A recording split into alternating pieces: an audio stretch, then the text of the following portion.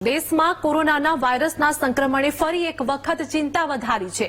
મહારાષ્ટ્રમાં કોરોનાના વાયરસના સંક્રમણથી પીડિત 2 દર્દીઓના મોત નિપજ્યા છે।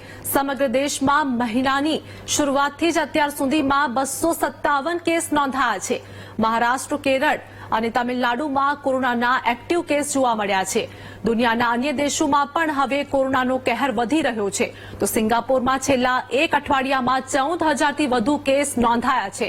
ચીન, હોંગકોંગ, સિંગાપોર અને થાઇલેન્ડમાં પણ હવે કોરોનાના કેસની સંખ્યા વધી હોય તેવું જોવા મળ્યું છે।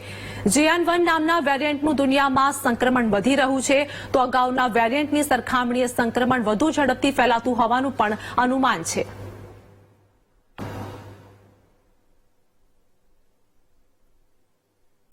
તો કોરોના વાયરસે ફરી એક વખત ચિંતા વધારી છે। મહારાષ્ટ્રમાં પણ 2 દર્દીઓના મોત થયા હોવાનું સામે આવ્યું છે, જેમાં દેશમાં અત્યાર સુધીમાં 257 કેસ કોરોનાના નોંધાયા છે। કોરોના વાયરસે ફરી એક વખત ચિંતા વધારી છે અને આ વચ્ચે મહારાષ્ટ્રમાં પણ 2 કેસ નોંધાયા છે। સમગ્ર દેશમાં મહિનાની શરૂઆતથી અત્યાર સુધીમાં 257 કેસ કોરોનાના નોંધાયા છે। મહારાષ્ટ્ર, કેરળ, તમિલનાડુમાં કોરોનાના એક્ટિવ કેસની સંખ્યા જોવા મળી છે। દુનિયાના અન્ય દેશોમાં પણ હવે કોરોનાનો કહેર વધી રહ્યો હોય તેવું પણ જોવા મળ્યું છે।